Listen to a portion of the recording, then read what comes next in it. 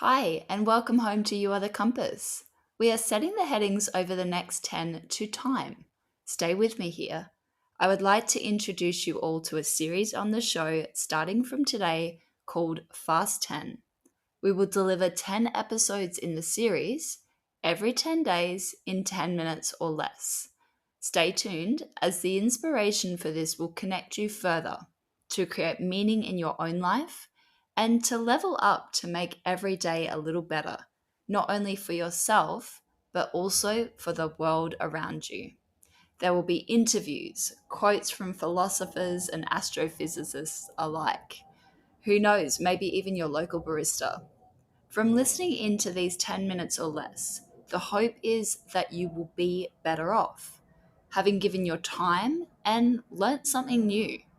Captain, can I get 10 minutes on the training clock? What's the impact you want to have on the world? My impact would be people learn from me in a way that they are empowered by what I taught them. So that when they think of what they learned from me, they no longer think of me. They think of their own base of understanding of how this world works. And so that I become irrelevant. Because if people say, this is true because Tyson said so, then I failed. That's not how you teach someone. That's teaching them by authority.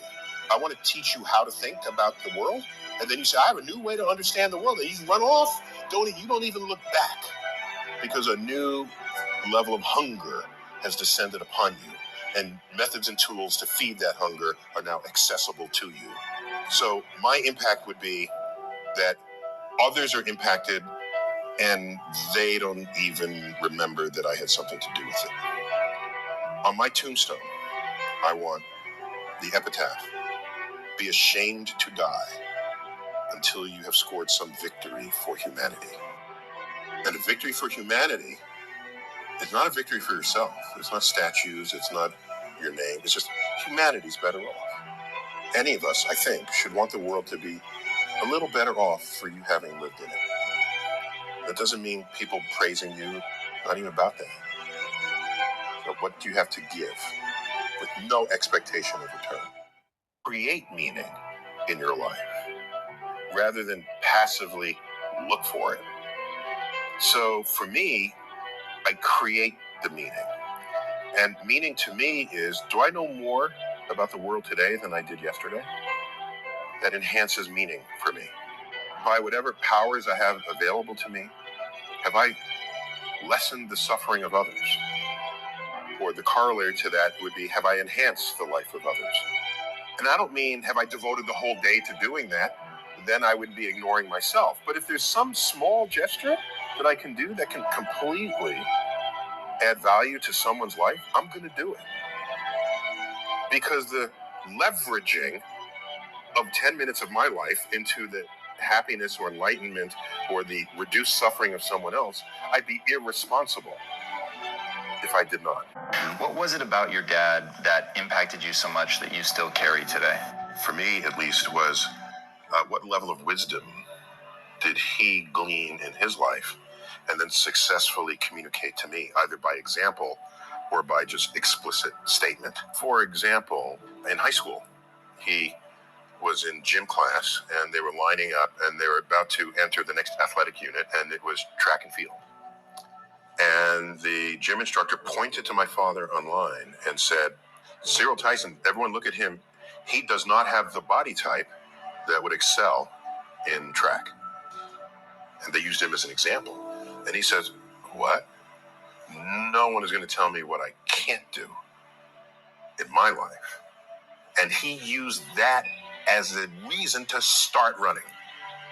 And he started track in that moment. He decided that one of his next tasks in life would be to take up running and excel at it. Within a few years of that, he became world class. At one time, had the fifth fastest time in the world in the middle distance. They don't run this anymore, 600-yard run. In 1948, the Olympics was not yet ready to come back to us because we're still roiling from the Second World War. Instead, it was still an Olympics. It was called the GI Olympics, and it was held in Hitler Stadium.